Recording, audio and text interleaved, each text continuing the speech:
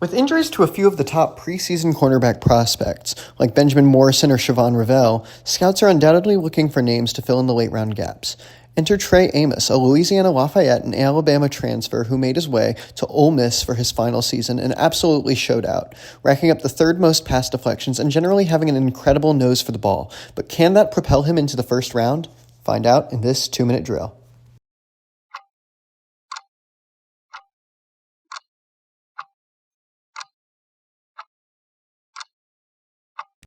Trey Amos has a lot to love, but let's start with the obvious. The ball skills are top-notch. Not only is Amos fast enough to keep pace with receivers in order to be in a position to make plays, but he also has strong instincts and timing that allow him to get his hands on the ball. His fluid hips also contribute to his ball hawk reputation, as he is able to turn much faster than the average cornerback and get immediate leverage to obtain a deflection. Alongside this, he has some great immediate press reps and good physicality. He's not afraid to give a receiver a quick jam and make sure he maintains a physical presence near the receiver, but he's not so handsy that he draws consistent PI calls. All of the reps are pretty clean. He's got a basis of solid technique.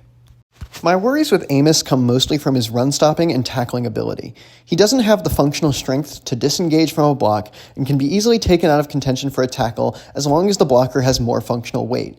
Amos is content to just flail around and try to use his lateral agility, which just isn't effective with a strong defensive back or a linebacker. He also does not consistently wrap up as a defender and leads with his body instead of his arms, which can lead to receivers breaking away from his reach and continuing down the field. I think some work should be done at the next level, getting him a little stronger and showing him the perks of utilizing his long upper body. For a player comparison, I think Amos matches up well with Tre'Davious White. Besides some name similarities, White and Amos also share good instincts around the ball with outside and slot versatility, as well as great press technique.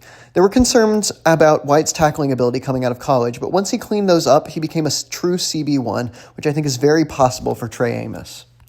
I like Amos as a potential late first-rounder who could drop into the second based on potential need. He brings a good physical profile with both technical skill and decent athleticism that has the potential to be developed into an alpha cornerback if he can learn to use his arms more in the run-stopping aspect of his game. His slot and outside versatility makes him a good fit for any team that needs a cornerback, and I think he would do well on the Vikings, Seahawks, and Ravens. And that's the 2-minute drill.